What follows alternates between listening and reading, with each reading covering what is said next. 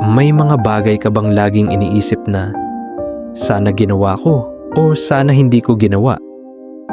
Ang bigat ng regret kasi pakiramdam mo nakakulong ka sa nakaraan. Paulit-ulit mong iniisip yung mga choices mo hanggang sa nakalimutan mong may present at future ka pa. Pero eto ang reminder, hindi mo kayang baguhin ang kahapon, pero kaya mong baguhin ang ngayon. At minsan, yung pinakamalaking healing ay yung pagtanggap na tapos na ang nakaraan, pero nagsisimula pa lang ang bukas.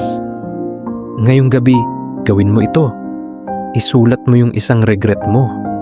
Tapos tanungin mo ang sarili mo, anong pwede kong matutunan dito? At pagkatapos, sunugin o itupi mo yung papel bilang simbolo ng letting go. Even if you wished for it before, there's still a chance to start now.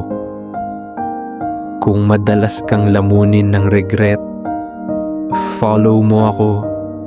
Tutulungan kitang bumitaw sa kahapon at magsimula muli. One soul step at a time.